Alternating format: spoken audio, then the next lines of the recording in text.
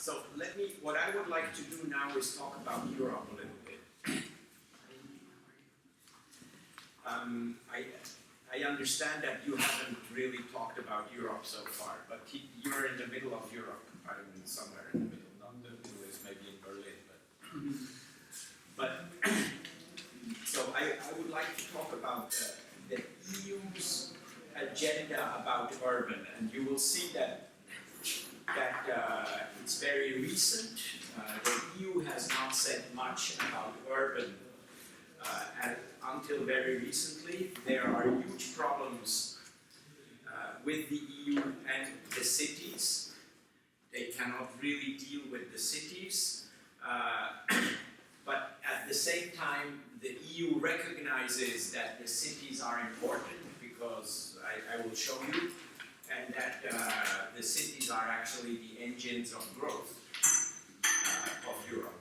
But there are many, as I will go through the presentations, many problems remain. But I think it's still necessary to talk a little bit about Europe. Especially, this is the only module we have in Europe. So I'll have a few figures in the beginning, then talk about the objectives, the role of cities, the process, how the EU got into cities over time, and the recent EU urban agenda, which is not finished, and then I'll make some critical remarks. So I mean, Europe is urban. Okay? It's the most urban continent in the world. If you look just at the lines, you can see that if you compare to the plan, I mean, there's some North America, but Europe is very, very urbanized. Okay? And you see it from this region here. I mean, this is very densely populated. So if you look at the city, where the European cities stand in comparison to the world, they're actually not that big. You know, the first big, I mean, Moscow and Istanbul are not really EU cities, even though but they're bigger. And then we have basically Paris and London. Okay? So those are historical urban areas. Okay? This is just in terms of population. But if you look, I did it a little bit by purpose. It's sort of, if you look at the city's per personal earning, then Europe is much in the world. Then you can see Europe is much higher. Okay, so there's a big contrast financially between the population and you see basically all the capitals of Europe here. Okay? But these are not even EU cities, no? Zurich, Geneva, no, Zurich is Geneva, Switzerland. Copenhagen, yeah. Denmark. Oslo is not EU, yes. But everything else is EU. Okay? So. Yeah, but the really rich countries, the rich cities also didn't maybe get into EU very much. Sweden and Norway. And yeah, Sweden isn't, Stockholm is here. But the continent, yeah, but the EU as EU, maybe. The EU as EU, if you take the EU, it depends, you see. The 28 member states, I mean, the average has gone down because of Eastern Europe. I mean, many of these new member states are actually quite poor. I mean, they're, and so, but if you took the EU before the enlargement, I mean, it would have been much higher. You don't see any new member state cities here, for example, okay? Like Poland or Romania, and that's also part of the issue. But it's just, you know, sort of the contrast between this and this. So as a start, okay. Now let's talk. Now let's talk about the European Union. Okay. So this is not exactly the same thing as Europe. Okay. And you know, you interrupt me if this is too basic or not. But basically, here are the EU member states. And what you see is that Switzerland is not part of Europe, Norway is not part of Europe, Iceland is not part of Europe. Okay? and then the Balkans. Croatia just became part of Europe, and then now there are accession discussions. Okay, it's a very long process to become part of the European Union. Most of these states here, Serbia, Bosnia, what is this? Macedonia. Croatia is part of Europe already. It's already in here. It's the 28th country from Europe. Just joined 2014. Okay, but here we still have Macedonia, Albania, and I don't know. This is Fyrom. Fyrom, exactly. Okay, so all these countries are in discussions about accession to Europe. Okay, Norway is not. I mean, there is a special agreement between Iceland, Norway, and Europe, which, I mean, everybody is more or less happy with, and they don't really want to join. Or the Norwegians don't want to join, okay, because they are rich from oil. Okay, Iceland is interesting because Iceland, when they had the financial crisis in Iceland 2009, they asked to become member of the European Union. Okay? But about 1 year ago, when things go well, the parliament says we withdraw, we don't want to become part of Europe anymore. Okay? So Iceland is out. Switzerland is a very complicated discussion, but basically there is no chance of Switzerland becoming part of Europe in the near future. Okay? And then there are discussions with Turkey, but they don't go anywhere. Basically, that's the summary, right? I was a child when it started. Sorry? I was a child when the discussion started. Yeah. I'm a man of 33 now, so. So it's not very clear. I mean, there is, if you go on the website, there is one of the directorates general is called DG Enlargement, Director General of Enlargement, and there you see that they have enlargement here with Belarus and Ukraine and Moldova, and there's a big debate about the south, some sort of special arrangements with Morocco and Libya and Egypt and all that. Okay, but that's basically it. Europe is about 350 million people altogether. So let me just walk you through some of the institutions to better understand. I'll just put the ones that. So it's a Europe of nations. Okay, it's not the Europe of cities, and I think that's the main problem. So there are 28 member states.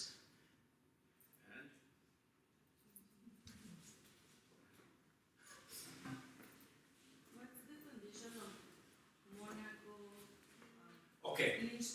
Okay. There are these. What's happening? Okay. Maybe no electricity. So there are these little countries: Monaco, Liechtenstein, Andorra, San Marino. Okay. Liechtenstein is together with Norway and Iceland in that same arrangement. But Europe I have just read about 2 weeks ago that they are discussing about an association with all these small countries because basically they are tax havens. Okay? So Europe doesn't like it very much because people go there to evade some taxes. Okay?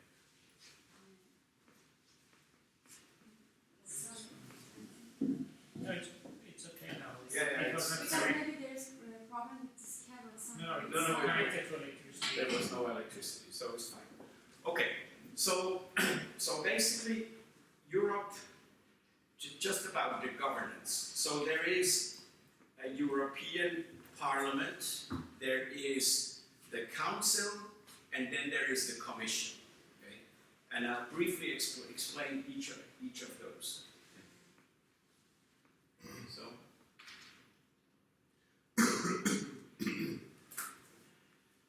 So the Parliament, until about, I don't know, 5-6 years did not have very much power. The power of the parliament gradually increases, okay? Because the power really lay with the council. Okay? But today, all the big decisions have to be approved by the parliament. So 751 members. Schulz is the German Social Democrat who is the head of the parliament. Very much divided along the traditional political groups. So there is the Christian Democrat group, the Socialist group, the Greens, and then there's a huge right-wing group, basically, which opposes Europe but sits in the parliament. Right? And are they direct elected? Yeah, so they, that's interesting. I mean, it's proportionate to the population of each country. So I don't know, Germany has something like 80 or something like that parties. Germany is the biggest country in Europe in terms of population. It's about 81, 2 million or something like this. Okay? France is the second biggest, 56, something like this million. Okay? And then we have, I think third is Poland, Spain, Italy, something like that. So maybe that could be said also. There is a huge discrepancy actually. Maybe I should say a few words about the countries, okay? So, historically, the creation of Europe, it comes here. Okay, it's the Second World War, it's Germany, France, and the Benelux countries, Holland, Belgium, Luxembourg, together, and then it enlarges, okay? But there's a huge discrepancy between the big countries and the small countries. Germany, France, Italy, Spain, Poland now, and all the other ones are small. The UK would be important, but the UK stays out of many things of Europe and is not really very active in the European context. They're also not in the Euro. Okay, so there's a big difference between the Euro countries and the EU countries. Okay, not all of them are in the Eurozone. Okay, the UK, Sweden, Denmark, and then Denmark, they are out of the Euro, and then there's some Eastern European countries that are out of the Euro, but they will join the Euro. It's just a matter of meeting the criteria of the Euro they want to join. But Denmark and Sweden and the UK deliberately want to stay outside of the Euro. Okay? So basically, you have the parliament that has become more and more important, but your question is, how are they elected? So every country has their own election. The country gets just allocated a number of seats, and then the country figures out itself how it organizes the elections. Okay? Regional elections or national elections for the parliamentarians. Okay. Then we have the council. Okay? And the council is the most powerful thing in Europe. It's the 28 heads of state. Okay. Now that's here, it's important that, and you hear it now with the refugee crisis, I mean, not all the states are equally important. Everyone is there, but some are more important than others. Okay? The parliament does not really break down in national lines. Okay, so the parliament does not really vote along national issues. It basically votes along political issues, left, right, anti-European, green, things like that. But the heads of state, the council is really very national. That's where national politics and everything ultimately has to be approved by the council. Okay? So there are many things that, let's just say, the EU has, I'll say later, the EU has 28 directorates general, okay, which accidentally corresponds to 28 states. Okay? So that's the administration, that's the commission, 28 DGs. Okay? Each commissioner is from one country. In theory, they don't represent the states, but every country should have a commissioner. Now, some commissioners are much more important than others. Okay? And if we get new members, we have to create new DGs. Okay? And maybe a little parenthesis, there is a huge problem that, I mean, the whole structure was set up when Europe was 7, 10 members. Now we have 28. The question is how far can you, whether this system will actually survive, you know, bigger numbers. Okay, already today it's a big problem. Okay, so I just put the names. Donald Tusk, he's sort of the head of council. He's from Poland, former prime minister of Poland, but actually not much power, because the heads of state themselves decide. Whereas the president of the parliament has quite a lot of power. He can initiate things like that. And then there is the commission. Okay? And mostly what you hear about from Europe is the commission. Okay? This is the administration. This is not a political body. It's a technocratic body. Okay? It's the public administration of Europe. And here, this is, the commissioner is Juncker, Jean-Claude Juncker from Luxembourg. The previous one, anybody remembers the previous one? Barroso, okay, from Portugal. Generally, you will notice these commissioners are from small countries. Okay? Because nobody can agree, you would not give the commission to a big country. You give it to a small country because otherwise it's too controversial. Okay? Barroso was the head of the commission. He was the head of the commission from the administration. He was a former prime minister of Portugal, but he was the head of the. So this is a negotiation among the member countries. Who is the president of the commission? It's quite powerful because the commission initiates everything that basically is triggered, comes out of the commission. Okay. Now I work a lot with the European Commission through Florence School of Regulation and all that. I must say that the Commission is quite competent. It's an administration, if I compare with other public administration from countries, let me say it the other way around. It is not like the UN, okay? In the UN, the countries, they send people they don't want in their countries, okay? Okay?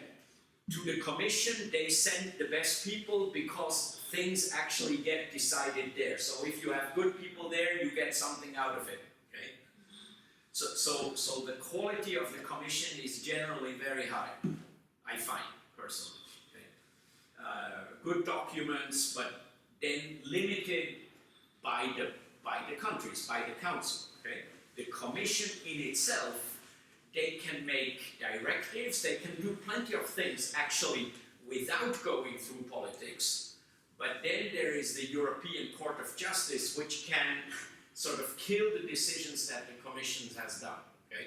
But the Commission has, the power in Europe lies with the Commission, and that is part of the problem because the population, you get the reaction of the population basically saying Europe is very technocratic, it's not democratically controlled, the parliament doesn't have enough say, and it's sort of the, you know, the administration that governs Europe, okay? Technocratic Europe. Okay? Now those are the big entities that decide. There is, and this is relevant, I just bring it up because this is relevant for the city, there is a committee of regions, okay, which have 350 members elected again by countries. So it's a proportion to the population of the countries.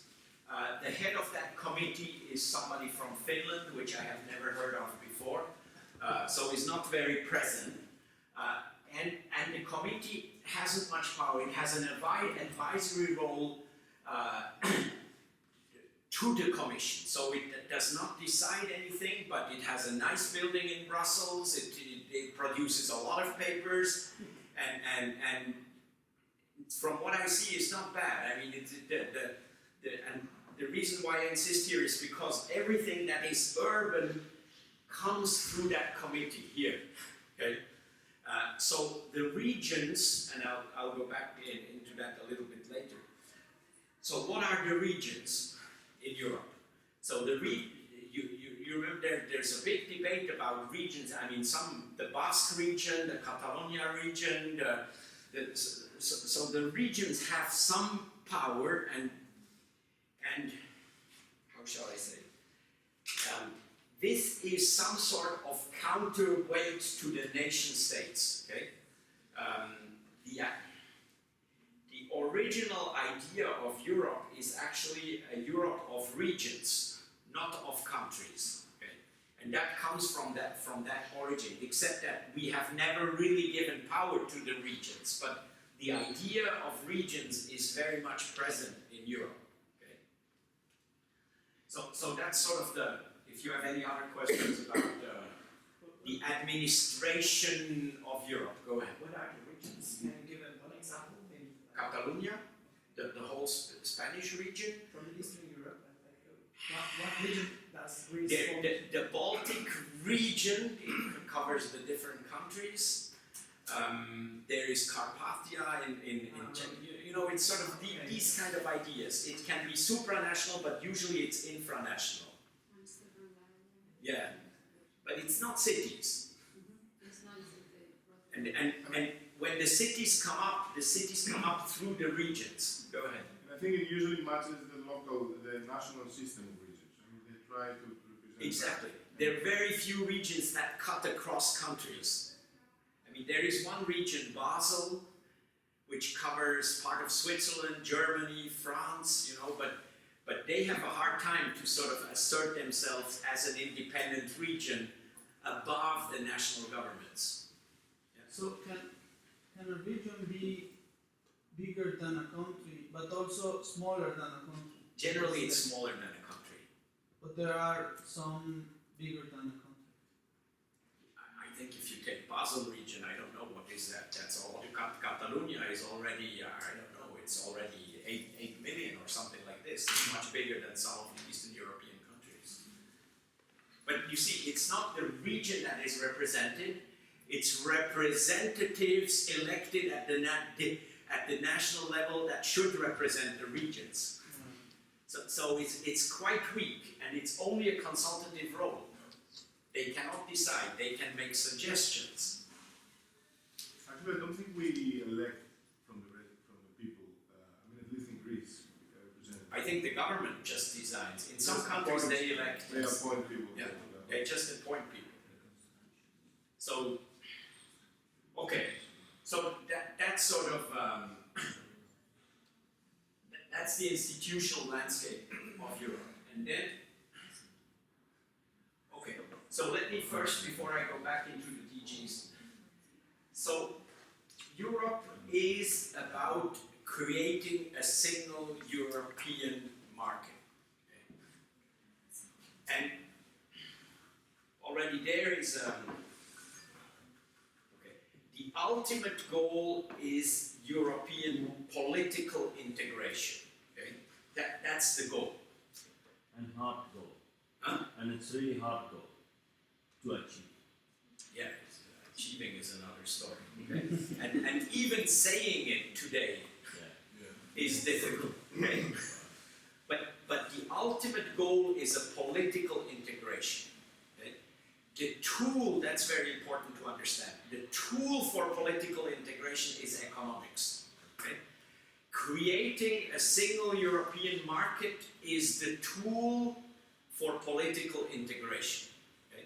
But since political integration is very much controversial, so we talk about economics. Okay?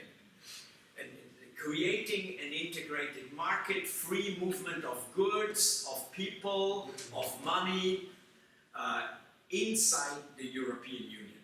And this is a gradual process. Okay? So the euro is a step towards that. It's a single currency. I personally work a lot in the infrastructures. You can see a lot in the infrastructures. A single European railway system, a single European airline system, a single European electricity system. You know, there is this aspiration.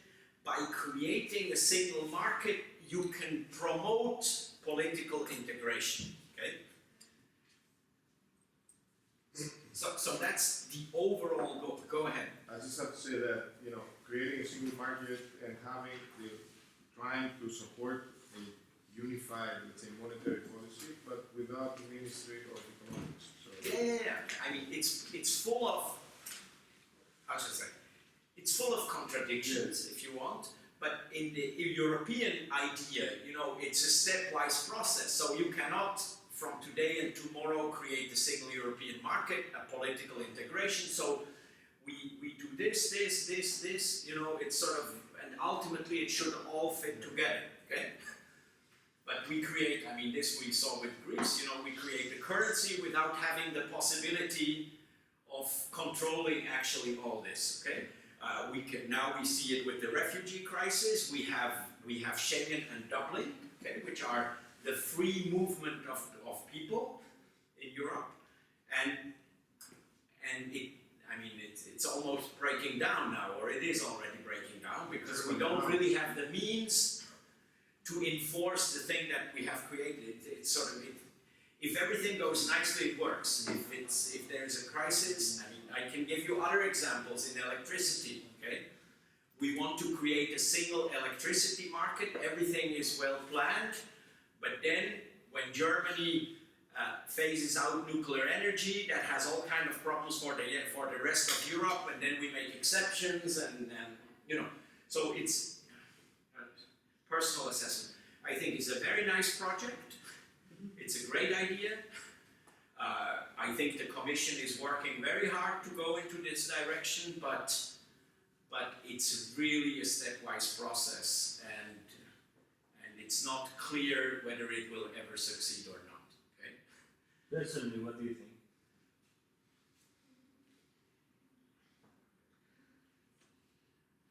I think there is no alternative. I think there's no alternative for Europe.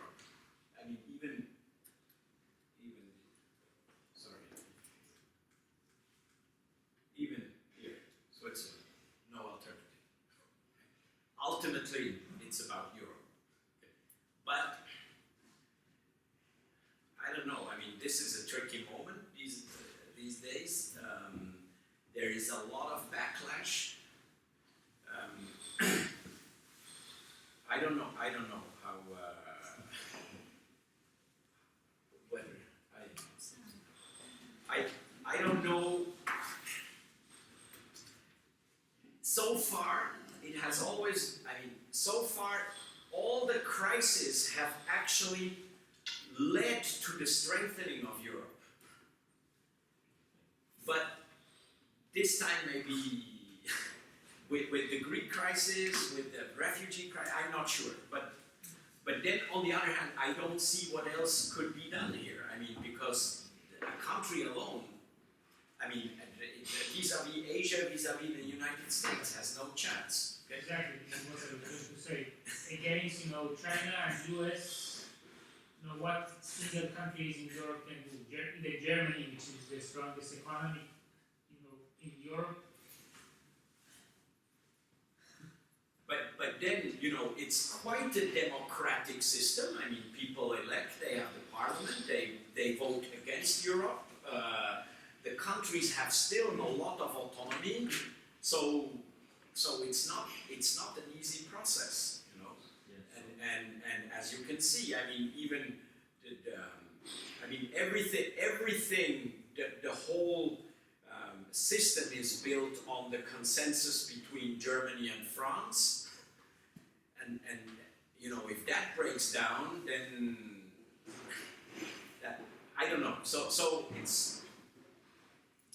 I see. If I just focus on my infrastructures, I see progress. There is a progress of European infrastructure integration. It's slow, but it happens. And in my view, infrastructures are nevertheless, integrated roads, integrated energy, integrated communication, things like that, are nevertheless the basis for everything else to function. So the optimistic thing, it's gonna slow down the process, but the process is gonna go on, because ultimately there is no alternative to it, I think, personally.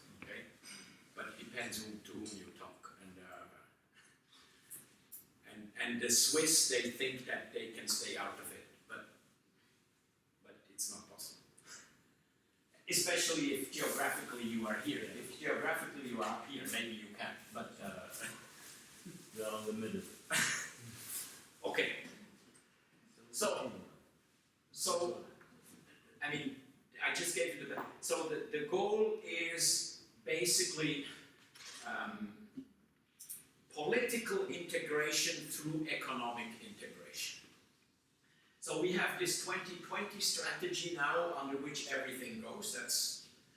And basically the objective is growth, okay? Economic growth. But, and I have put economic growth, 3 elements that are important here, and you can see sort of the European philosophy behind it. Maybe start below here. Inclusive, and that also relates to the cities after. I mean, it's job creation, poverty reduction, some sort of harmonization across Europe. Okay? We don't want a Europe where there are few rich and poor. I mean, there is at least the idea that the wealth should be spread across Europe. The poor countries should be lifted up.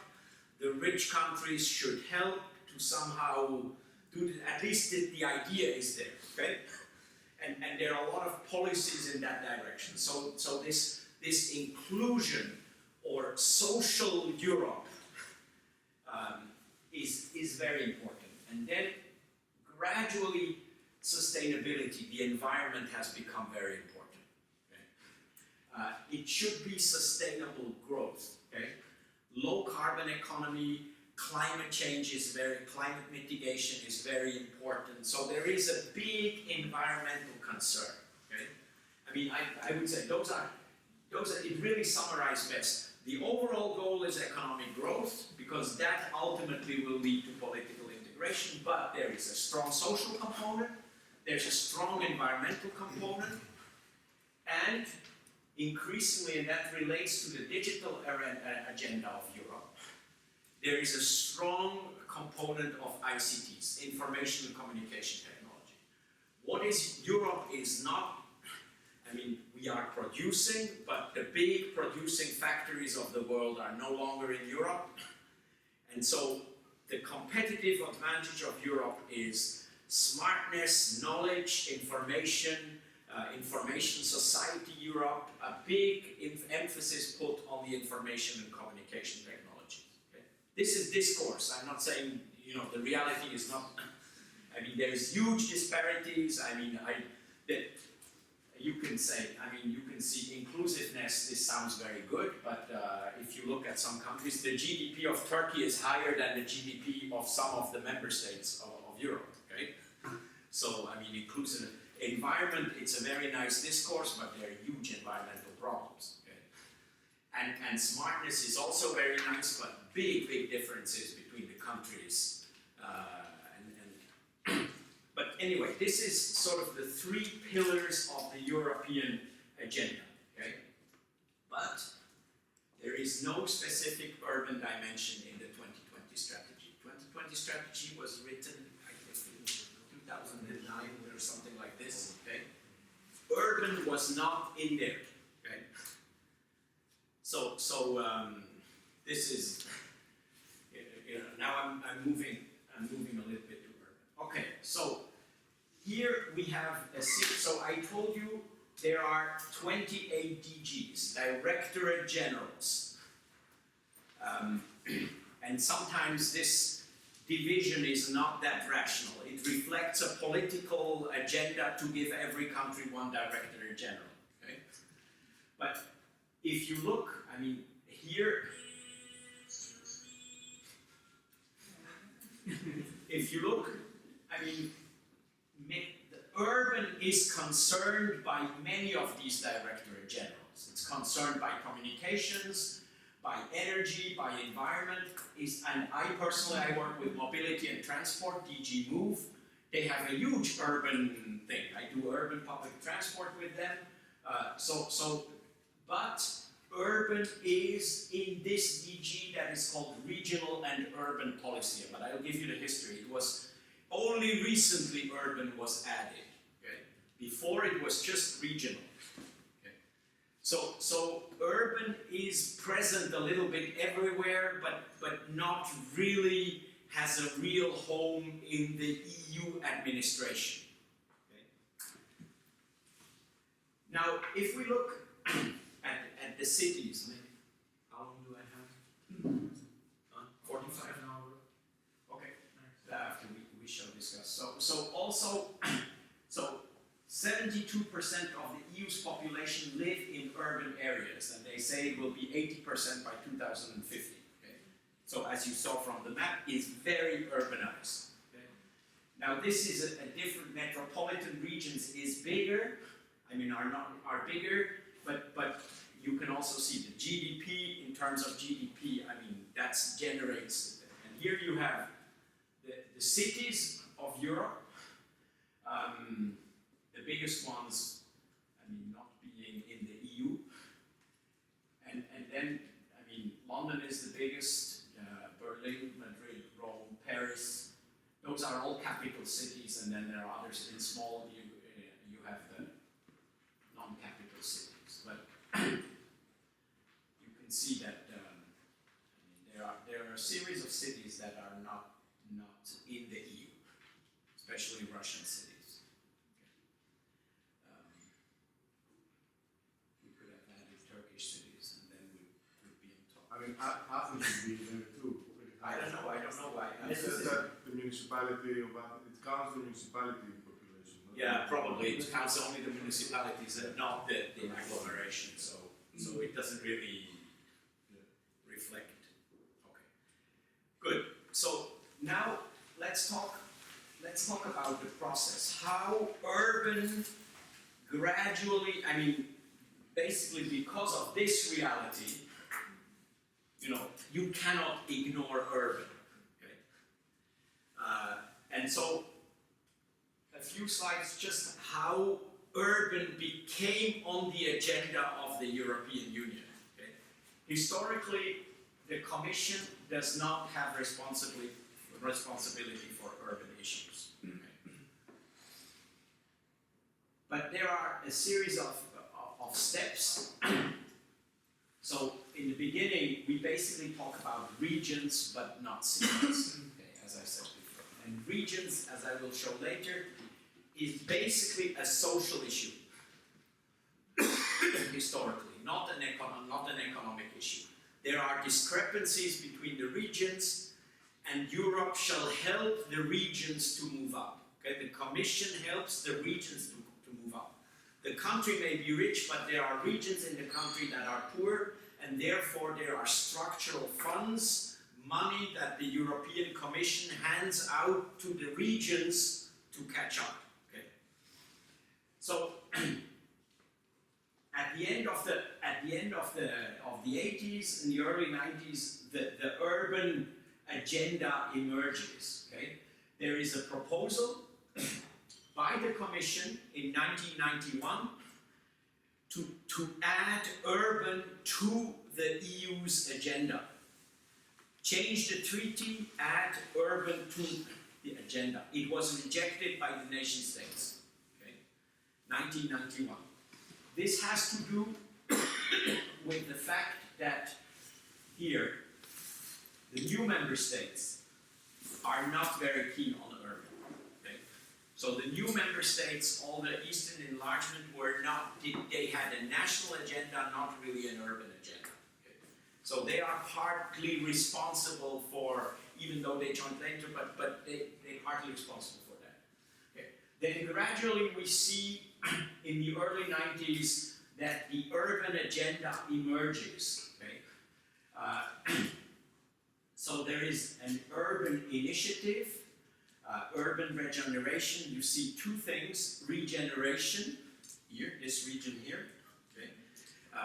Industrial decline, and then the Commission helps to sort of regenerate the economies for declining areas, and cohesion. And this document, Sustainable Urban Development, a Framework for Action in '98, is basically the first real document of the Commission on urban. Okay? but it is about regeneration and cohesion. Like, the approach is very much like the regions. They take the regional approach and put it on the cities. Okay? Say, okay, there are cities that are not doing very well, and we need to feed them into the overall European system, support their development, and create cohesion of Europe. Okay? And then, it starts in the 2000s. There is more of this, so all of this, I will say later, but all of this works with money. Okay? There is no real power of the Commission. The Commission cannot go to the city and say, you do this. Okay? The Commission can go to the national government and say, you should do something about your city down there.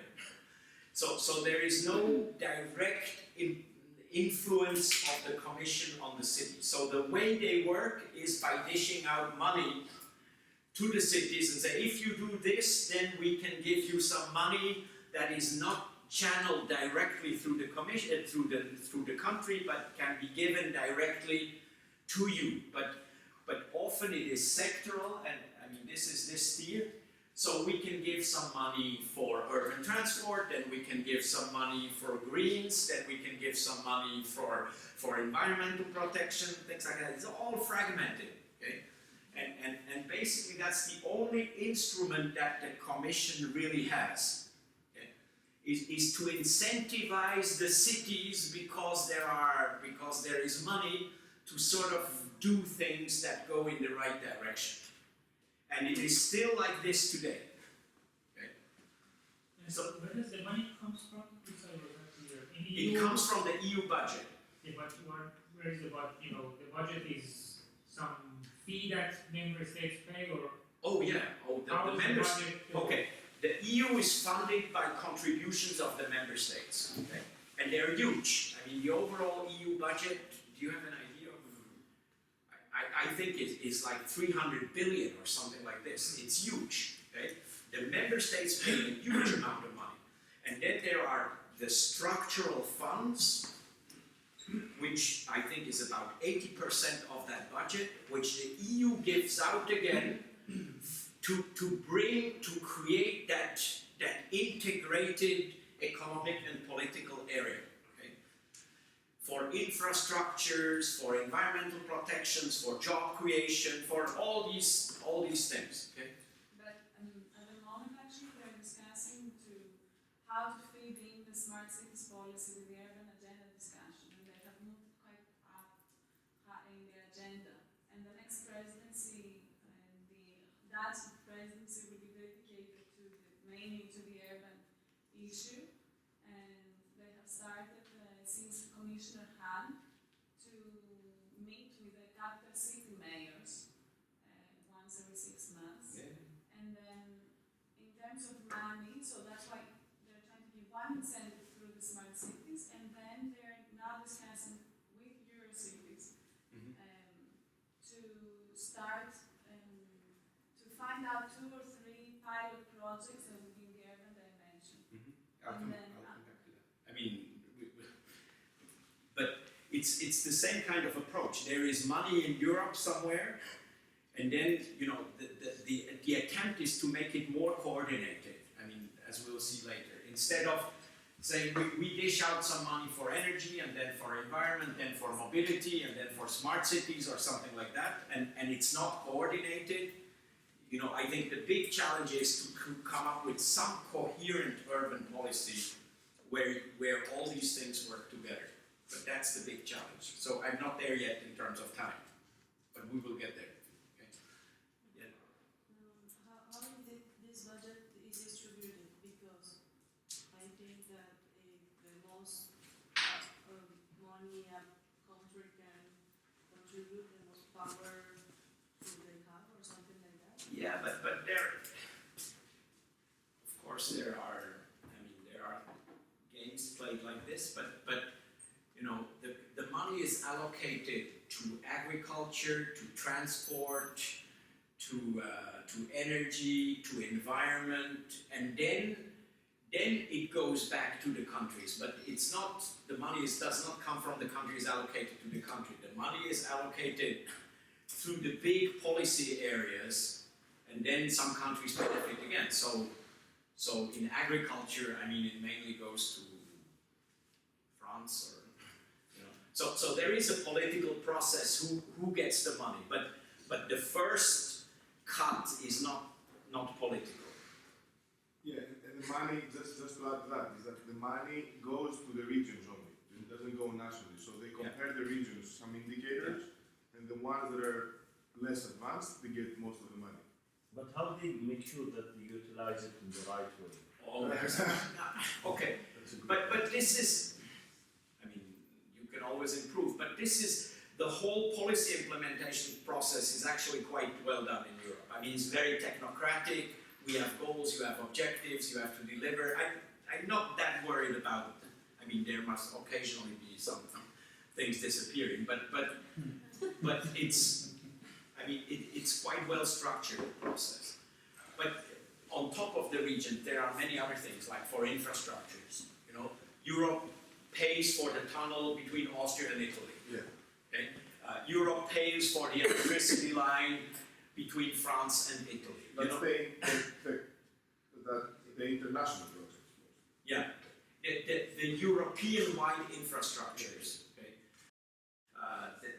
that cut across, which if you give it to the country, it will never be European. So there are projects that cut across, which are highway projects, ports, things like that, that are supported directly by Europe because it is of European interest.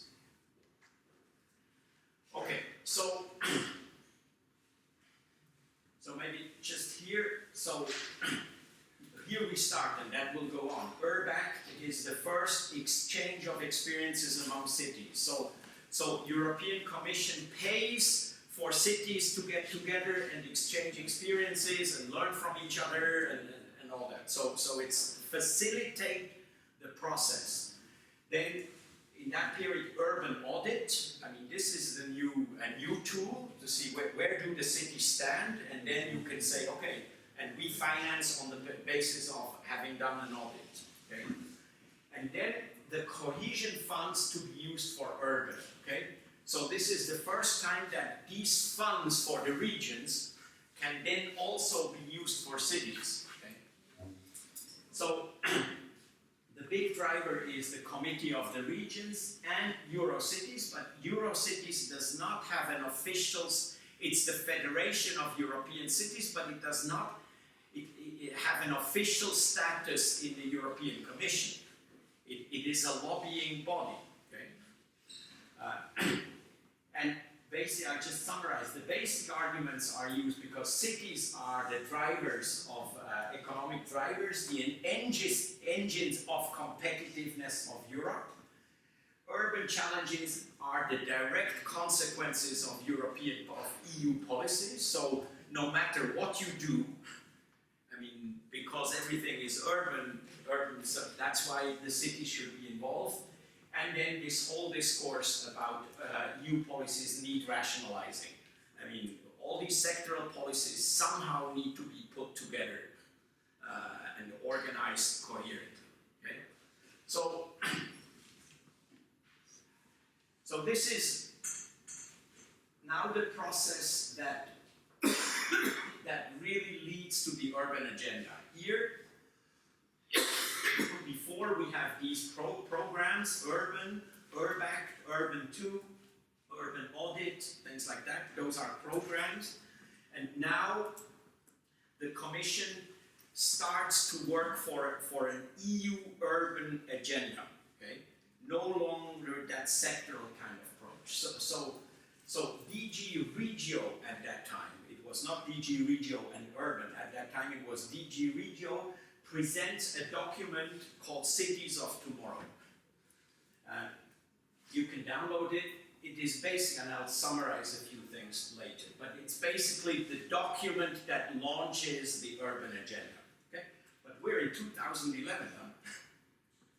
So many things go on, but there is, in 2004 years ago, only the EU launched a sort of a logical effort, a coherent effort 2011, the Parliament adopts a resolution and calls for a European urban agenda. So it goes, that's the Parliament I showed, it goes to the Parliament that basically adopts a process towards the agenda. Okay? It's complicated. I mean, it's not a straightforward thing. And in 2012, the Commission's DG Regio is renamed for DG Regional and Urban Policy. Okay? 2012, 3 years ago. Okay? So it's all very, very recent. Okay. The Committee of the Regions creates its own document, basically to put pressure on Europe. Okay, so the Commission has decided, but I think the decision in itself is not enough. The Committee of the Regions puts a little bit more pressure.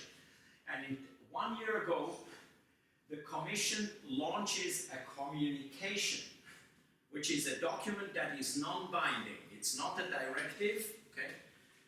Okay, maybe I should say, I mean, the big legal instrument of the Commission is called a directive. Okay? If the Commission launches has a directive, some directives need to be approved by the Council, some directives even need to be approved by Parliament, but they come out of the Commission. Okay? The directives then have legal power over the countries. Okay? The country has basically 3 years to implement the directive. And if after 3 years the country is not doing what the directive says, then the Commission calls for infringement procedures. Okay? That means the country has not lived up to European legislation, and the infringement procedures generally result in fines. Okay? So the country is fined, has to pay for not implementing the EU directive. So the directive is the big legal instrument that the Commission has. But here we're not in a directive, we are in a communication. That's just a document that the Commission writes. It has about 12 pages, okay? So I'm not talking, and basically it's a consultation process. I'll summarize a few things. And with that document, it launches a consultation process among the member states and the regions and all these stakeholders, and basically, what do you think? Do we need an urban agenda? What should that be? And how, once we have one, how should we implement it? See? Basically, the idea behind their head is, could we really go directly to the cities instead of going through the national governments? Okay? That's the idea behind it. So there's a consultation process. In July of this year, the results of the consultation process is finished, so you have a huge thing that you can download from the internet with everybody having said. So you see also the European process is quite democratic. I mean, everybody can participate. You and I can write, okay? And give their opinion. It's synthesized, it's structured, and so what we have today is the results of the consultation process.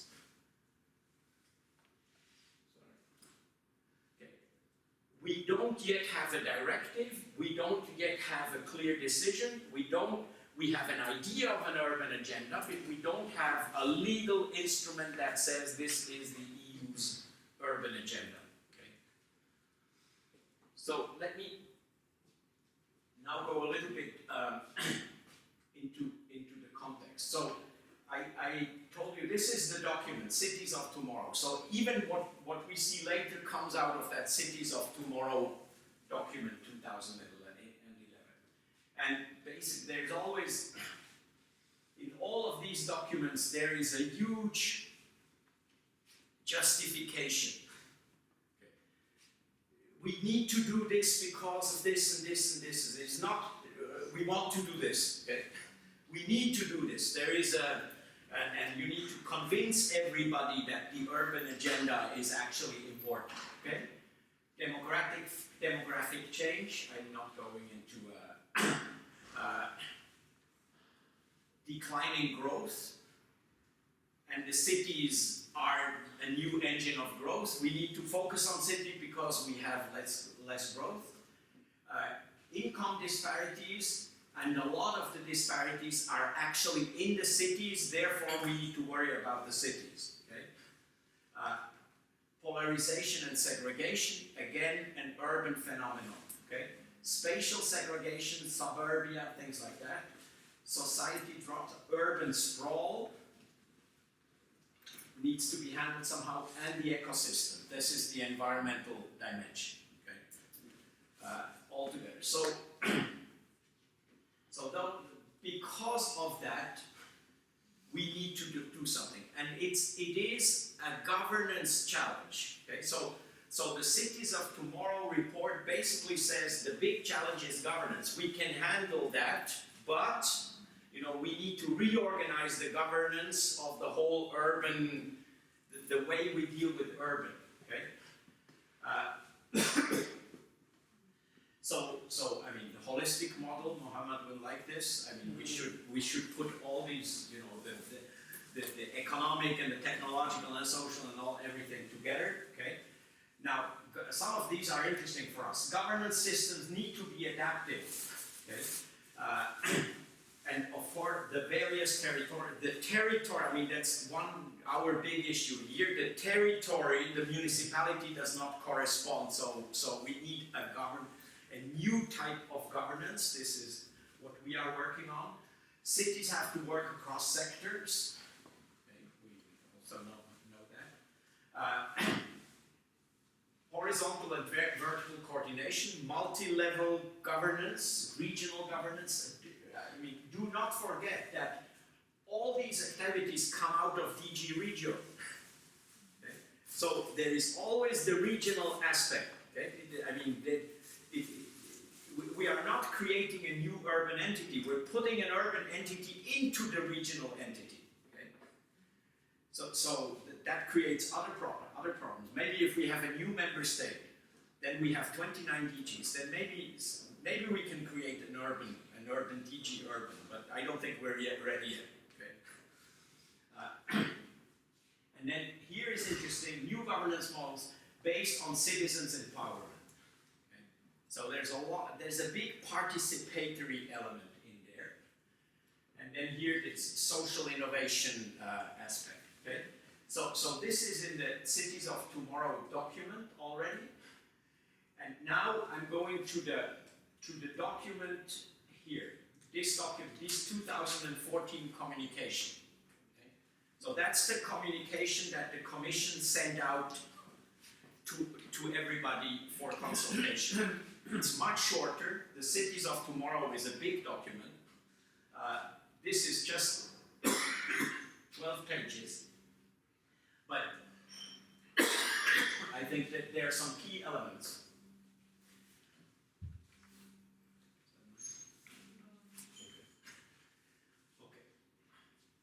So basically, the diagnosis is similar, but it's shortened. Most of the challenges that Europe faces have a strong urban dimension. Okay. No matter what Europe should do, if there is, I mean, except some big project like Single European Sky or some, monetary union or things like that, most of the big challenges have a strong urban dimension. Okay. So again, you see the social issues and the environmental issues and the economic issues. Those are the three main issues that come from the 2020 strategy. Then there is a difference in performance between cities. Okay? This is again this social inclusion thing. We need to harmonize somehow and bring everybody. So we have to overcome these inequity among the cities. Okay?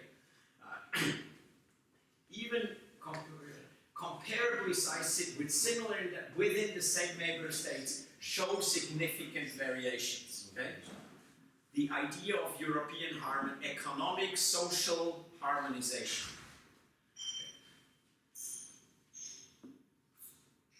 Few things about polycentric. Okay, it has two large urban agglomerations. This is directly out of the text. A considerable number of large city regions, small and medium cities. I think that's also a big phenomenon that you find in the report. We are not just concentrating on Paris and London. I mean, there are a lot of these things like we have here, okay? All these cities collected together. And polycentric urban structures, the emergence of polycentric megacity regions,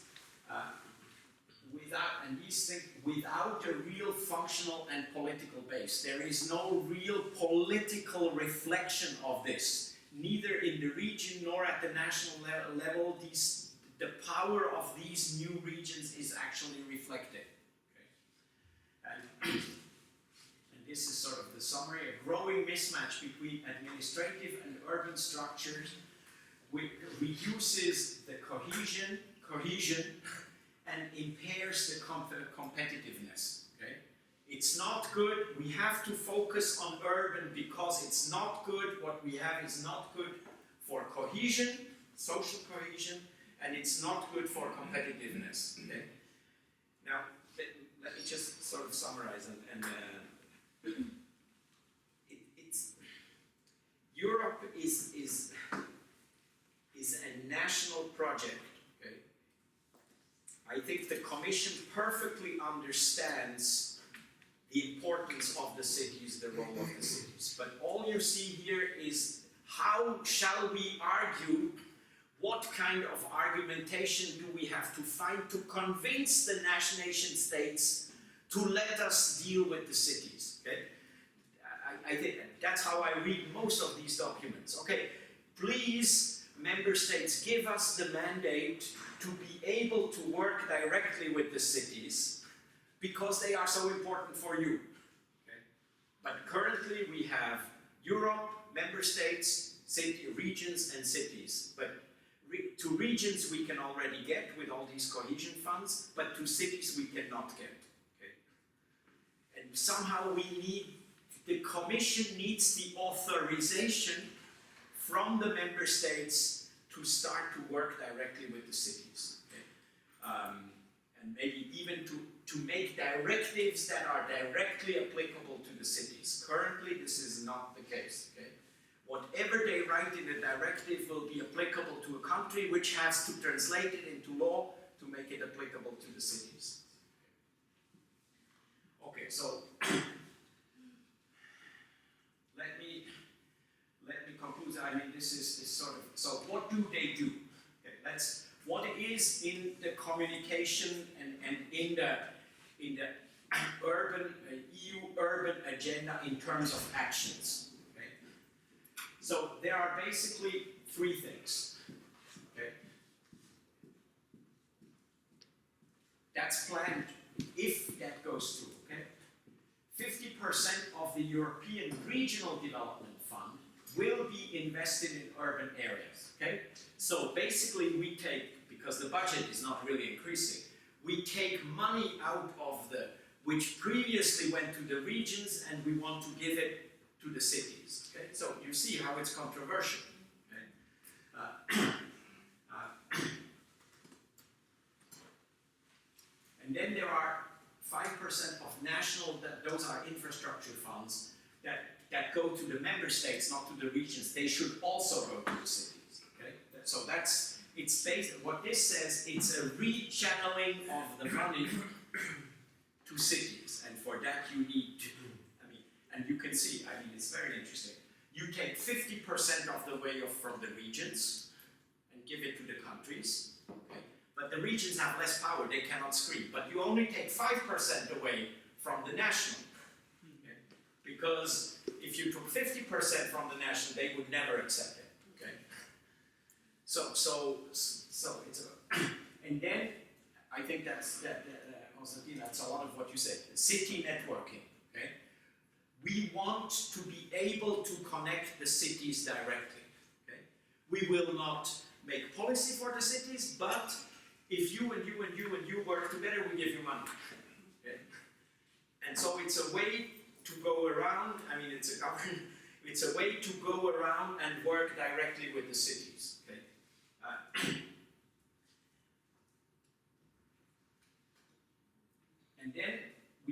all these sectoral policies. And this is basically, so the list I gave, all the other directorate generals that I listed to you, all the other 20, not all of them are relevant, but many are relevant for cities. They continue to do their job, okay? And they continue to do things. But basically, here the idea is to focus them more on urban and to have it a little bit more harmonized. But this is more difficult. Okay? So I can give you a concrete examples. I work with DG Move, which is the DG Mobility. Okay? And DG Move has 4 areas. It has maritime transport, air transport, 5, rail transport, road transport, and it has a new section called urban. Urban public transport. Okay? So the budget is, this is recent, as of about 2 years. They have this new entity called urban public transport, and I imagine it's the same in the other one, in the other DGs. And so then you have money that goes through fostering urban public transport. Most of it is, I can tell you again, it's green, promoting green vehicles, promoting sort of environmentally friendly transport. Then there are things like mobility as a service you work on, you know, it's sort of connecting the different transport modes. But this is just in DG Transport. Okay? And I don't see these people working very much with the other DGs. They have their own money, they do their own things. But the big challenge here is really to connect all these things together. And that's what we're trying to do here. I mean, we're sort of linking the different infrastructures. Okay, so what are the results from the consultation? I just took a few things. So this is the July 2000 document. That the result, I can't even say, you know what SWD stands for? Staff working document, something like this, okay? This is what the Commission has made out of the results of consultation. Okay? Key priority areas, and again, not astonishingly, you see exactly the Strategy 2020 goals. Okay?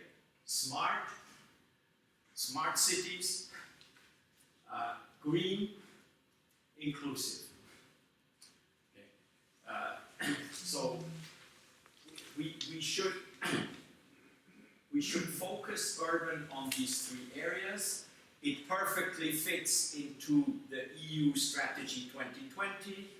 We don't really revolutionize. I mean, basically the message is we Commission move into urban, but we are not rocking the boat. We are not revolutionary. We are perfectly in line with Strategy 2020. Cities are absolutely crucial for Europe and competitiveness and job and inclusion and everything else and green. And so let us please work into that direction. Okay? So the next step should be a directive. Then, as a result, we will get a directive which will be elaborated this year or maybe next year, go through council, go through parliament, and then, you know, basically give the Commission the power to actually implement the urban agenda. Yeah? I think that the Dutch presidency is pushing to have it basically by June 2016. So they're planning to make a formal announcement then. Okay, so this is the Danish presidency, right? Or which one? The Dutch. Dutch, yes, the Dutch, exactly.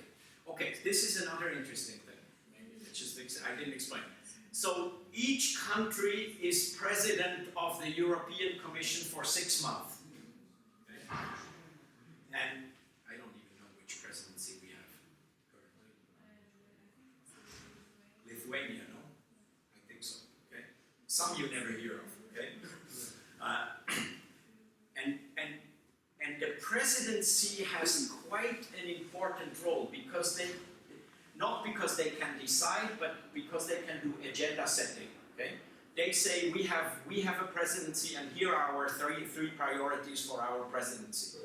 So you're right to point out the Dutch, because they're most urban of Europe, they really gonna take advantage of their presidency to push that agenda. Okay? And it really matters, you know, because if you get Romania or something like that as a presidency for whom urban is not important, you can wait 6 months before the thing goes forward. Okay? So there is a, but the Dutch have also other priorities, railways and things like that. But I think it would be a good opportunity. The Dutch presidency is a good opportunity. The reason I'm mentioning it, I don't know, obviously they have an approach, but the impression I have, I don't know if it is because I am very much into this urban discussion, but we met with, I am following the urban agenda Eurocities horizontal group for Athens, so we contributed to the urban agenda discussions, and basically it was since last year that the Dutch, they were preparing for their presidency, and from what we were told by their Minister of Internal Affairs, there was a person came in the last meeting that I was there.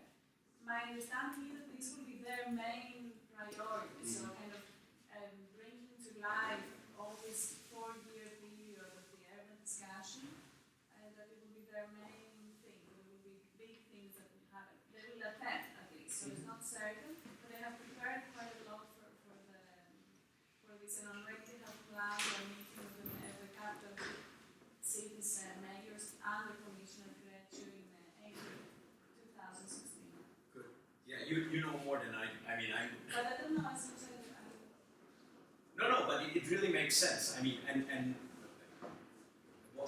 what we see, I mean, the presidencies can make huge difference. You see the countries that really prepare, 1 year in advance, they sort of, and then you see presidents that, like Cyprus, it just happened. I don't know about Greece, but I remember the Cyprus presidency.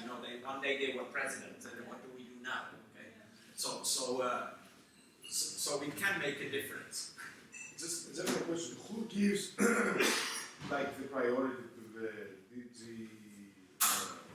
the director generals, the commissioners? Who tells them what to do? Okay, each commission has their own mandate. I mean, they have plenty of directives. They either have directives, you asked about implementation, to implement, to watch over implementation, or they're working on new directives. Okay? Who gives them? They do it themselves. Okay? Now I'm talking, I work very closely with DG Move, but I think they all work the same. Okay, so DG Move has these 5 areas: maritime, air, rail, road, urban. Okay? In maritime, I think in the other 4, they have a huge agenda that comes back from it. They have already directives. In rail, we have 4 big directives, which they have to watch out that they are implemented. Okay? We decided this in 2010, and you haven't done this yet. So, okay, things like that. Then that's the majority of their job is this.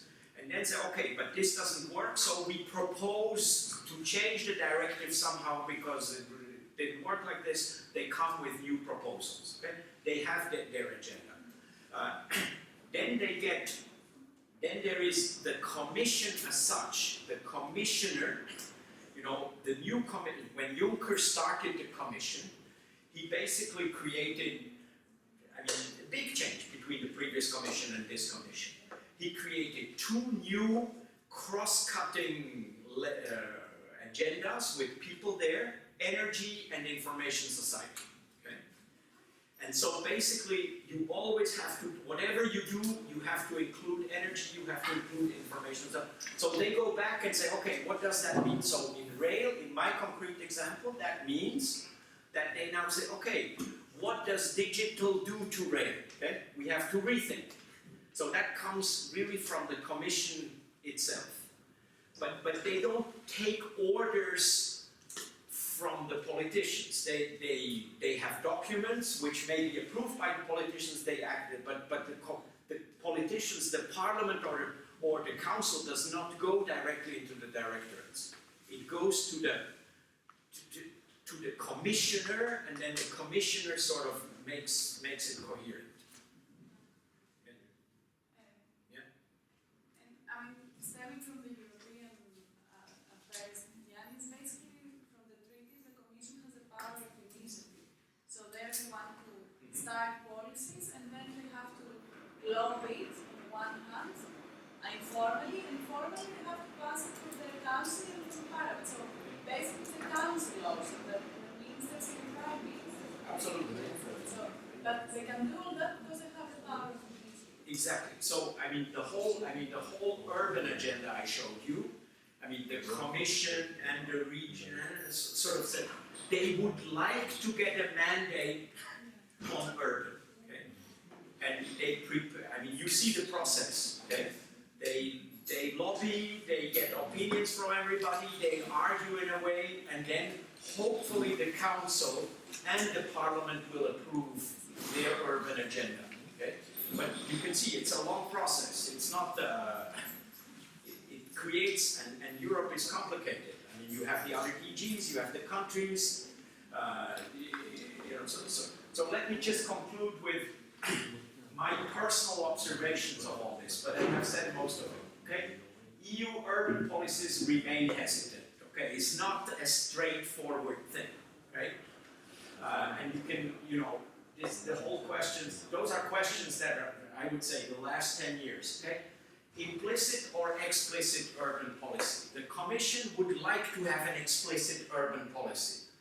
Most of what they do is implicit. We do a little bit on transport, we do a little bit here, but now the idea is to really get an explicit urban policy, okay? Need versus opportunity, okay? There are plenty of opportunities. Something goes wrong, we have an opportunity to do something in this because there's a social breakdown or something like this. Or, again, do we have, you can get all the slides, and then or can we really argue for a need for intervention, or do we just, initiatives versus mainstreaming, plenty of little initiatives versus big one mainstream. But the big EU structural problems remain, okay? They are not solved by this. The Commission may get its way. I think we will get an urban agenda. They have really done a good preparation, all that. We probably get something through Council by 16, hopefully with the Dutch presidency, and through Parliament. But the EU is still a member state organization. Okay? It's not a city organization, it's not a regional organization. Ultimately, it's still the member states that decide. Okay? And even if we have that, we probably will not have direct power over cities, except via financing mechanisms and national regulation, which then have to be implemented. Okay? And we have no direct involvement of cities in EU governance. Okay? So it's still a one-way street. Even if the EU gets an urban agenda, it's a one-way street. It's not the cities that are the cities. We will probably create a new council, or maybe Euro cities will be elevated to some higher status or something like this. But ultimately, it's the council that decides. It will probably be a better consultative governance body. Maybe we get another body next to DG regional. We get the DG or we get an urban. But ultimately, I think the big problem of Europe and the cities is that's a member state organization and not a city organization. Okay, now I stop here, but you have comments? You're directly involved in this. Yes. So I can add maybe that you are right about the governance structure, but at least for now there are the cities basically are insisting on the principle of subsidiarity, and I think this is one thing, and the second thing is that the cities they have expressed the opinion a number of times they don't want any more regulation. So it's also a bottom-up thing, the fact that there's some kind of a general agreement, in my opinion, even extreme, it's like a candy that's been repeated, but basically there is an agreement now, this is kind of set, that they don't want any new regulation. So from what I've seen is basically the ultimate use of the open method of coordination, what has been happening up to now. But there is soft power, so for example, informally now, what I said before, it is almost established that under its presidency there is one meeting of the EU capital cities mayors under the given commissioner. And the commissioner, they hand-started it and gradually continue supporting it. So that gives power a little bit more, not power exactly in terms of government or governance, but soft power. And then the other thing is that they are trying to, the commission has been asking cities through Eurocities to highlight areas of cooperation where they would like to have specific urban projects and fund it somehow. And there was great difficulty in defining this because the cities keep repeating almost the obvious about the energy environment, and you have other structures for this. So there was a big question mark there, and I don't know when I will go to the next meeting and send you. I don't know what happened, what will happen after the summer. But the cities, at the end, what they suggested that they want, they are asking the commission to kind of somehow interfere and informally help them to be implemented in policy design at the national level, because nobody usually is asking cities, unless their political affiliations are close. At the national level, the cities are not being asked at the policy planning stage, and then suddenly they're elevated at the EU level. Exactly. I think that's the big, it's, you have the national level, everything is still nation states, and somehow the idea is how do you go around this, okay, somehow? Or can you really, put pressure on the national level from above and below to also change the national level? But I think the message you see, I hope you see what it says. It's a complicated, Europe is a really complicated thing, and the cities is a good illustration of all the complications that we have. We have plenty of other issues, but you can see that it's an interesting process, and maybe I come back to Rashid's question, it's sort of, it seems to me that the whole thing is underway nevertheless. It's slow, it's frustrating, it's complicated, but at the same time, it sort of moves in the rather right direction. It's just very, very slow. I don't know, that would be my... No, I think it is, and I'm almost convinced. I was just reading here, trying to find my documents, that the Dutch, they have started preparing, they're working with the urban development group, I think it's called, which is basically representatives of ministers at the national level, but not everyone is included, to create a draft document for council to have a decision of 2016. And then in the last UDG meeting, I know that the ministers, they kind of had a common statement in favor of the urban agenda, and then the parliament participated in the presentation. Now in June they had, I think they had a resolution of the urban agenda. So basically everyone is converging. They have been working in parallel. The commission is pushing for that, and I think that it will converge in 2016. But I don't know. And then, as I said, the big question mark was how do they link it to the smart city, because it's also horizontal, and they were trying to decide last time I checked, basically. So they have been developing, I don't know, but last time I checked, they were trying to decide whether the urban agenda discussion go over the smart cities, or how the smart cities discussion kind of interlink or lock in parallel with the urban agenda discussion, in order to give substance to the urban agenda discussion, basically. And then there was this big question about whether they would have an urban envoy. So and then that was rejected because the fact that the commissioner himself or herself is actively dealing with the cities is considered like an urban envoy. But they will give money to help cities exchange policies more, and from the bottom up, if they network and then they propose projects directly to the DG, then they can somehow bypass the ministries. But everything's still soft. A lot of lobbying. Yeah. A lot of lobbying, a lot of actors, a lot of, and you're more involved in urban. I'm very involved in the transport issues with Europe, and it's exactly the same thing, but there you still have, and I'll finish it, there you still have the companies, okay? we haven't talked about the companies, and I'm not really clear about the role of the companies, but I'm sure the companies are also lobbying, except that we have less, We don't know. we don't know, and we have less clear. But you know, in my transport, I have very clear companies. I mean, Deutsche Bahn is lobbying, the French Railway is lobbying, Lufthansa is lobbying. You know, we have very clear actors. In the urban, on the company side, it's less clear, but I'm sure they're also lobbying. You know, IBM is certainly lobbying. All the smart city people are lobbying. So it's part of a very complicated process. More generally, I mean, I must say, Europe is, maybe to answer you, is an experiment.